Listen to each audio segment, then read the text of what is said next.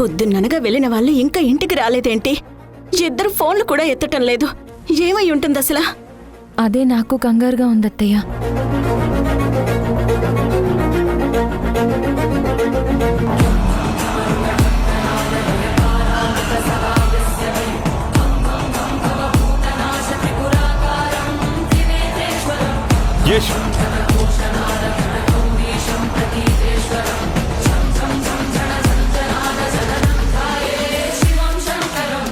అత్తయ్య,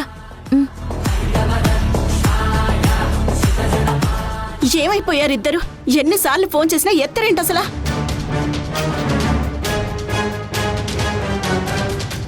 అసలు నువ్వైనా ఫోన్ లిఫ్ట్ చేయొచ్చు. యష్, ఏమైందిరా? ఈ గాయం ఏంటి? యష్, ఈ దెబ్బేంటి? ఏదైనా గొడవ జరిగిందా? ఏం లేదు, వదులు. ఏం లేదంటావేంటి? చెయ్యి ఇంతలా కందిపోయింది. మావయ్య, మీరైనా చెప్పండి మావయ్య, అసలేం జరిగింది? ఏం లేదమ్మా, రోడ్డు మీద చిన్న గొడవ.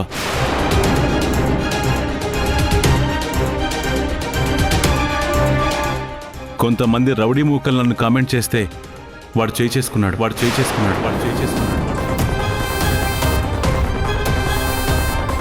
అదేంటి మావయ్య, అంత సింపుల్గా చిన్న గొడవ అని చెప్తున్నారు? ఆయన బెయిల్ మీద ఉన్నారు, గొడవలకి వెళ్ళకూడదు. మీరేమో చేయి చేసుకున్నారని చెప్తున్నారు.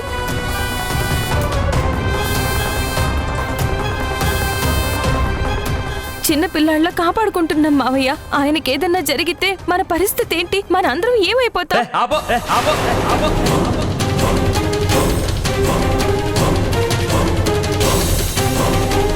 ఇందాక నుంచి చూస్తున్నాను, నాన్న మీద గొంతెత్తి మాట్లాడుతున్నావు ఏంటి? ఊరికే ఉన్న గొడవ పెట్టుకుంటావా? అక్కడ రోడ్డు మీద నాన్నని కామెంట్ చేస్తుంటే నీకు ఫోన్ చేసి పర్మిషన్ తీసుకోవాలా? నేను బెయిల్ మీద వచ్చాను కాబట్టి కొట్టచ్చా లేదా అని?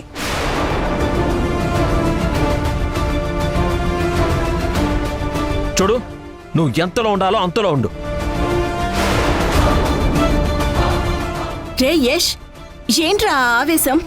లేకపోతే ఏంటమ్మా, నన్ను చిన్నపిల్లవాళ్ళ కాపాడుకోవడం ఏంటి? నేనే తప్పు చేయలేదే. మీరు తప్పు చేశారని నేను అనలేదండి. ఇంకో తప్పు జరగకూడదని నేను భయపడుతున్నాను. మీరు బయటికి వెళ్తే తిరిగి ఇంటికి ఎలా వస్తారో అని ఎంత టెన్షన్ పడుతున్నానో తెలుసా మీకు? పిల్లలు మీరు తిరిగి జైలుకి వెళ్ళిపోతారేమో అని భయపడుతున్నారండి. ఇవేమీ మీకు ఆవేశంలో అర్థం కావడం లేదు. నాది ఆవేశమా? ఈ ఆవేశానికి కారణం ఎవరు? నువ్వు కదా.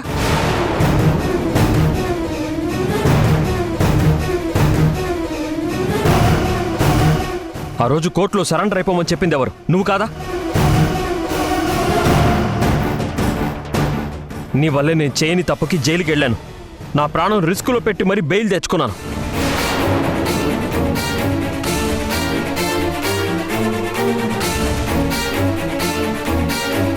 అయినా బెయిల్ మీద వస్తే ఏంటి? మనిషికి కోపం రాకుండా ఉంటుందా?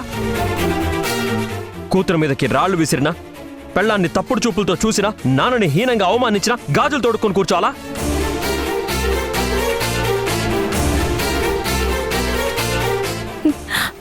అది కాదండి. ఇప్పటికే మనకి చాలా ఇష్యూస్ ఉన్నాయి, చాలా బాధ్యతలున్నాయి. ఒకవేళ జరగరాంది జరిగితే? ఏం జరుగుతుంది? ఏం జరుగుతుంది?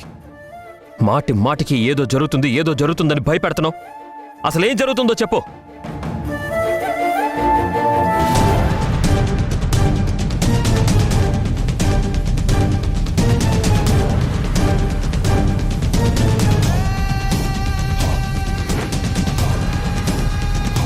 సార్, ఈ అమాయకులను చూసారా?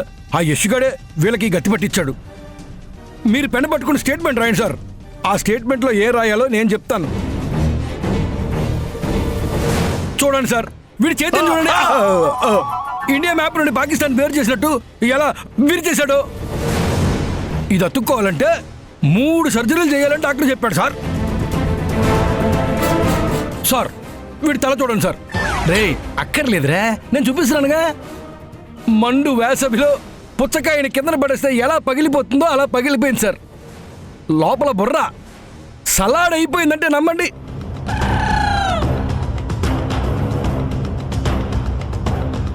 ఇకపోతే వీడి చెయ్యి చూడండి సార్, ట్రైన్ ట్రాక్ మారినప్పుడు ఇంజిన్ వీల్ తిప్పినట్టు తిప్పేశాడు సార్.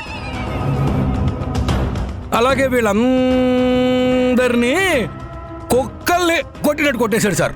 అలా కొట్టినందుకు మీ దగ్గర ఐపీసీ 301, 302, 303, 304 ఇలా ఎన్ని సెక్షన్లు ఉంటాయి అన్ని సెక్షన్లు ఎట్టేసి అరెస్ట్ చేశాను సార్. ఇదిగోండి సార్ కంప్లైంట్. ఆ జడ్జి గారికి ఏ కాకమ్మ కథలు చెప్పి బెయిల్ తెచ్చుకున్నాడు కానీ వాడు పిచ్చి ఆవేశపరుడు సార్. ఇలాగ వదిలేస్తే ఇలాంటి దారుణాలు చేస్తూనే పోతాడు. సరే, యష్ని కస్టడీలోకి తీసుకుంటాను. Constables move.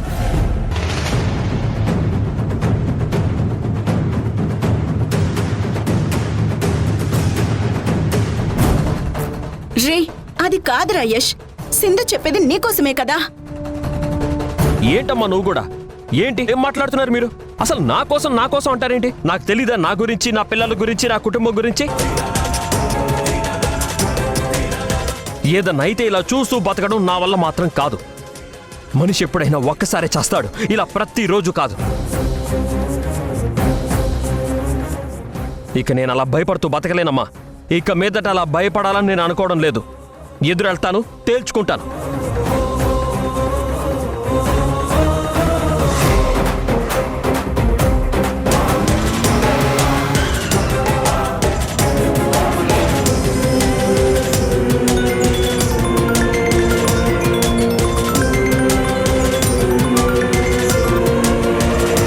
హలో, ఏమంటున్నావు సిద్ధార్థ్? అవును సింధు, నిజం. నువ్వు చెప్తుంది నిజమా?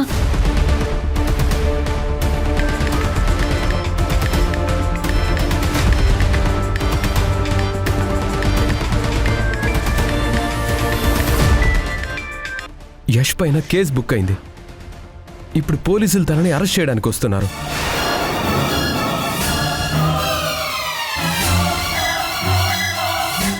యష్, ఏదైతే జరగకూడదని అనుకున్నావో అదే జరిగింది. యష్, నీ మీద కేసు బుక్ అయింది. పోలీసులు నిన్ను అరెస్ట్ చేయడానికి వస్తున్నారంట.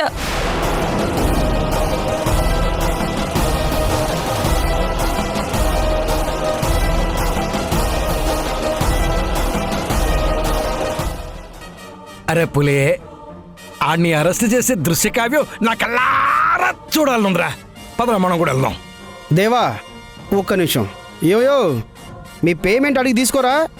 పని అయ్యాక మళ్ళీ మా అయ్యగారు ఎవరిని పట్టించుకోరు. పట్టించుకుంటారు. ఓరి మీ దుంపలు తగ నేనెక్కడికి పోతాను రా. మా డబ్బులు ఇచ్చి కదలండి. హాస్పిటల్ ఖర్చులకు ఇచ్చాను కదరా, మిగతా తర్వాత ఇస్తాలే. ఒరేయ్ హా? మిమ్మల్ని కాదు దేవా. ఒరేయ్ తర్వాత అంటే ఎప్పుడు?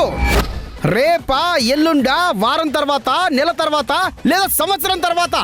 ఆ క్లారిటీ ఉండి సావాలి కదా. అడగండి. అసలు వాడి కొట్టిన కొట్టుడికి నెల రోజులు మీరు ఏ పనికి కూడా వెళ్ళలేరు. మీరు నిన్ను నా సంగతి తర్వాత, ముందు వాళ్ళ సంగతి చూడండి. అసలే మీరు యష్ని అరెస్ట్ చేయడం కల్లారా చూడాలన్నారు. మాకు మాట్లాడిన పేమెంట్ కంటే ఎక్కువ కావాలి. నిజంగా 2 వారాల వరకు మేమేం పని చేయలేం. సరే రేపు కలవండి. నానా నువ్వు పదరా.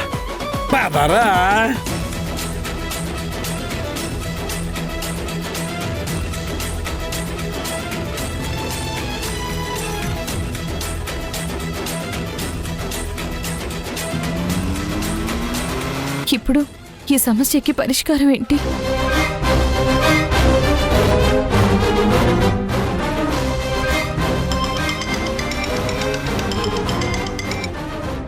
చెప్పు సింధు.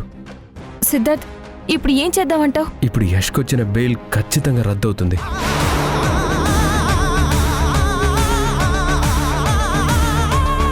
ఇప్పుడు యష్ పోలీసులకి చిక్కకూడదు. వెంటనే అక్కడి నుంచి ఎస్కేప్ అవ్వడం బెటర్. అలాగే సిద్ధార్థ్.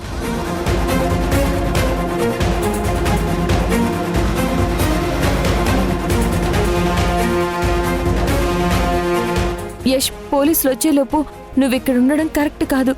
ఎక్కడికైనా వెళ్ళిపోమని సిద్ధార్థ్ చెప్తున్నాడు. మళ్ళీ నువ్వు అరెస్ట్ అయ్యి బెయిల్ రద్దయితే నిన్ను విడిపించడం చాలా కష్టం అవుతుంది యష్. ఏం మాట్లాడుతున్నావు సింధు? నేను పారిపోవడం ఏంటి? తప్పు చేసిన వాళ్ళు పారిపోతారు. నేనే తప్పు చేయలేదు.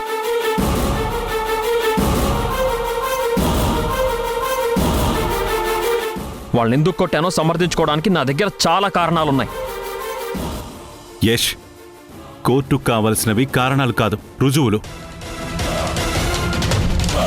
అక్కడ జరిగింది ఆధారాలతో నువ్వు నిరూపించగలవా? మన దగ్గర ప్రూఫ్స్ లేవు. ఆల్రెడీ కంప్లైంట్ బుక్ అయింది. ఇప్పుడు నువ్వు పారిపోవడం తప్ప మనకింకో చాయిస్ లేదురా. ఏంటన్నా నువ్వు కూడా? రే, నాన్న చెప్తున్నాడు కదరా, ఇక్కడి నుంచి వెళ్ళిపోరా. నేను ఏ తప్పు చేయలేదమ్మా. అలాంటిది నేనెందుకు పారిపోవాలి?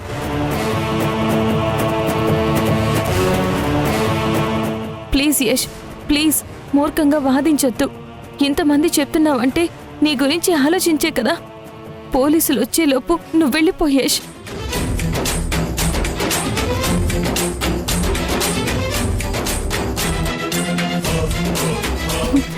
ఈ ఒక్కసారికి నా మాట విను యష్.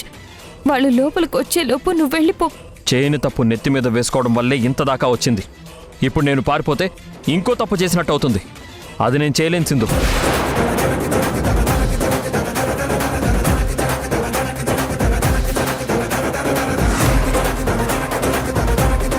రే, వసుదేవుడు లాంటివాడే పరిస్థితులకి తల వంచి వెనకడుగు వేయక తప్పలేదు.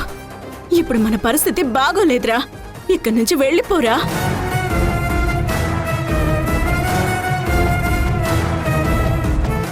Yash please, please Yash. లేదు, దీనికి నా మనసు ఒప్పుకోవడం లేదు సింధు. నేను ఇక్కడే ఉండి తేల్చుకుంటాను. నీకు దండం పెడతాను యష్. ఇప్పటికైనా వెళ్ళు, వాళ్ళు వచ్చేస్తున్నారు. రండి.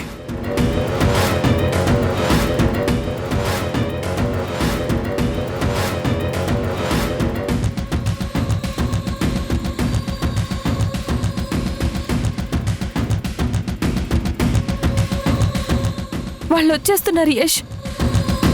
రండి ఎస్ఐ గారు, రండి రండి రండి రండి.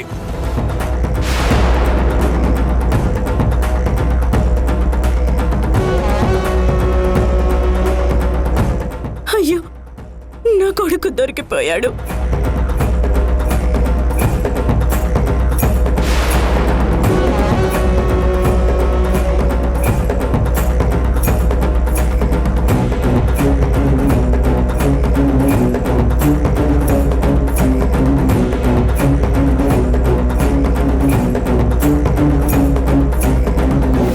కానిస్టేబుల్స్ మొత్తం సెర్చ్ చేయండి. Yes sir.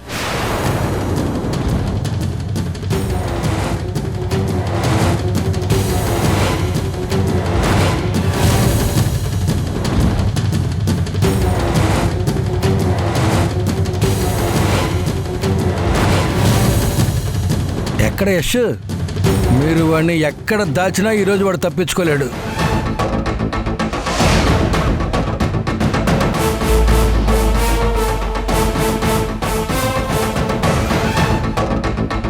సార్, ఇటువైపు రూమ్లో లేడు సార్.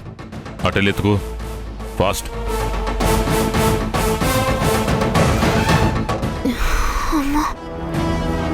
ఈ ఆరాధ్య పేరు చెప్పి ఒళ్ళంతా హూణమయ్యేలా వెట్టి చాకరీ చేయిస్తున్నారే. అమ్మా,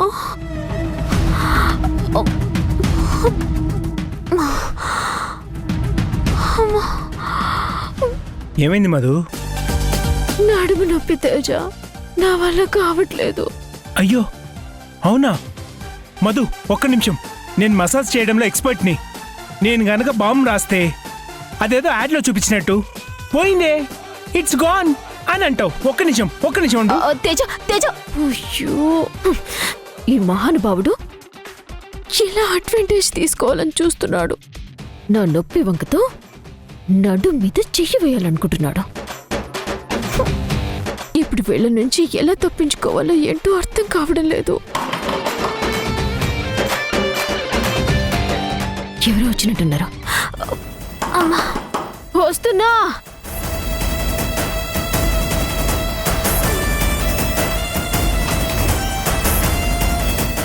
మేడం, యష్ మీద కేసు ఫైల్ అయింది. మీ రూమ్లో ఏమైనా ఉన్నాడా?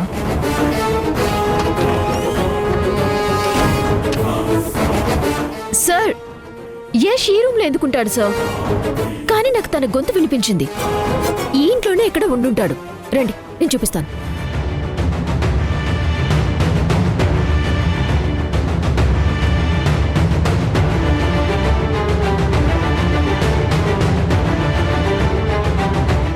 అక్క, పోలీస్.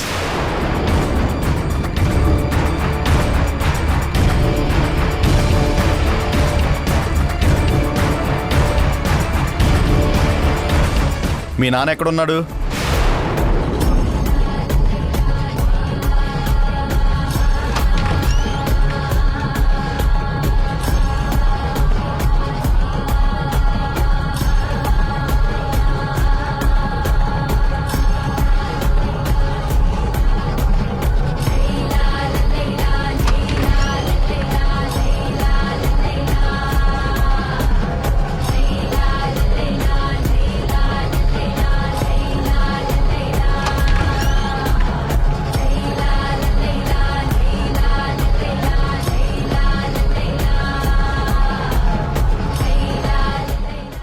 అమ్మా, పోలీసులు ఎందుకు వచ్చారమ్మా? మీ నాన్న రోడ్డు మీద వెళ్ళి ఓ ముగ్గురిని రక్తం వచ్చేలా కొడితే వాళ్ళు కేసు ఎడితే అరెస్ట్ చేయడానికి వచ్చారు. అరెస్టా? మరి సన్మానాలు చేయడానికి మీ నాన్న చేసింది సేవా కార్యక్రమాలు కావు. కనిపించిన వాళ్ళని రక్తం గారేటట్టు కొడుతున్నాడు. ఏయ్, ఇంకాపో. రిషి, శశి, మీరేం టెన్షన్ పడకండి. అదేమీ లేదు. ఎందుకు కోడలా పిల్లలకి అబద్ధాలు చెప్తావు? ఈరోజు కాకపోతే రేపైనా వాళ్ళకి నిజం తెలియాల్సిందే కదా. అదేదో స్కూల్లో స్నేహితులు ఉప్పు పప్పు కోసం వచ్చే పక్కింటి వాళ్ళు చెప్పే లోపల నువ్వే చెప్పే.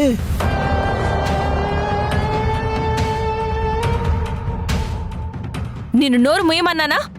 మా మావయ్య ఎందుకు నోరు ముయ్యాలి? ఇప్పటికే మీ ఆయన మీద చాలా కేసులున్నాయి. ఎవ్వరం బయట తలెత్తుకోలేకపోతున్నాం. చచ్చా, అవి చాలదన్నట్టు మళ్ళీ కొత్త సమస్యలు తీసుకుని వస్తున్నారా? అబ్బా, ఈ దరిద్రంలో నుంచి మేము ఎప్పుడు బయటపడతామో ఏమో. సార్, ఈ రూమ్లో చూసాం సార్, ఎక్కడా కనిపించలేదు. సార్ మొత్తం వెతికాను సార్, ఎక్కడా కనిపించలేదు. యష్ని మర్యాదగా లొంగిపోమని చెప్పండి. 24 గంటలు టైం ఇస్తున్నాను. తనంతట తాను లొంగిపోకపోతే చట్టం నుంచి తప్పించుకున్నందుకు ఇంకో కేసు పెట్టాల్సి వస్తుంది.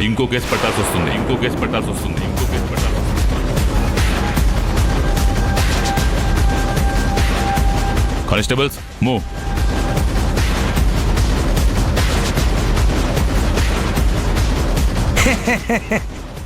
ఇరవై 24 గంటలు గుర్తుంచుకోండి.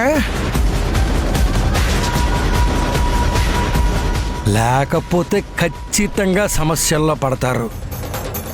అమ్మ కోడలా, నన్ను నోరు ముయ్యి అని నా నోరు మూయించినట్టు కాదు,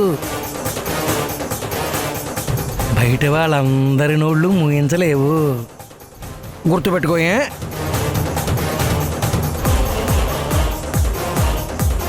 ఇరవై 24 గంటలు.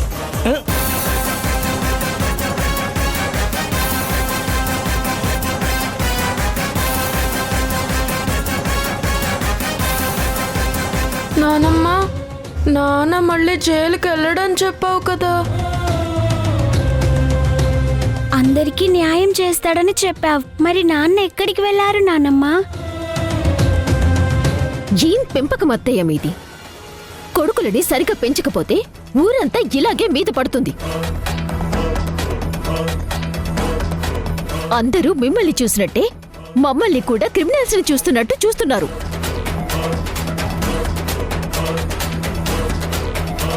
ఇక్కడ మీ కొడుకు కోడలేమో ఆ డబ్బంతా తీసుకుని వెళ్ళి ఎక్కడో పెట్టుబడి పెట్టారు.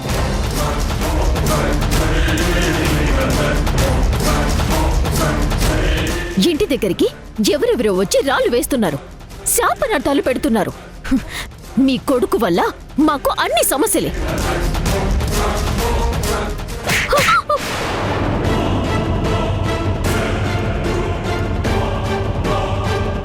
మా ఆయన క్యారెక్టర్ గురించి అత్తయ్య పెంపకం గురించి మాట్లాడే అంత గొప్పదానివి కాదు నువ్వు. మరి ఎవరు గొప్పవాళ్ళు? మా అమ్మ అన్న దాంట్లో తప్పేముంది? ఇప్పుడు పోలీసులు మన ఇంటికి వచ్చింది నిజం కదా? మన ఇంటి మీద రౌడీలు రాళ్ళు వేసింది నిజం కదా? గదిలో రిషి శశి స్కూల్లో వాళ్ళకి జరిగినవి చెప్తే ఏడుపొచ్చింది. బాబాయ్ మంచి చేస్తే పారిపోవాల్సిన అవసరం ఏమొచ్చింది? మా అమ్మని ఏడిపించడం కాదు, పిల్లలు ఏడవకుండా చూసుకోండి. పదమ్మ వెళ్దాం.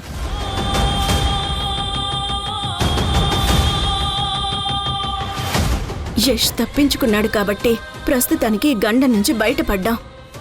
అసలు ఇంతకీ వాడు ఎక్కడున్నాడు?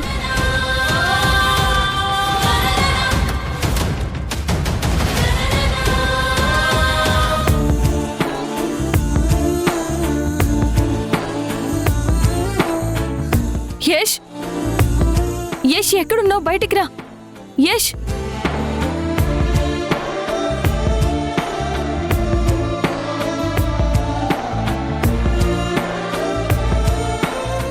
యష్,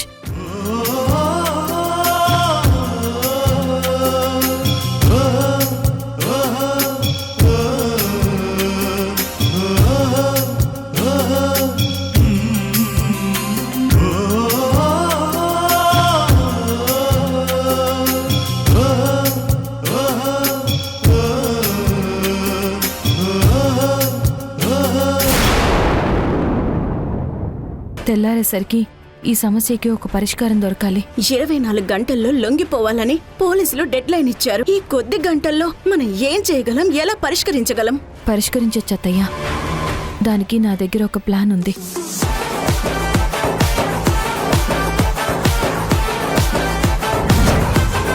అమ్మ సింధు, ఇదిగో. సింధు, ఫోన్ చేతికొచ్చిందా? ఫోన్ మన చేతికి వచ్చేసింది. ఇప్పుడు ఈ ఫోన్తో నువ్వేం చేయబోతున్నావు?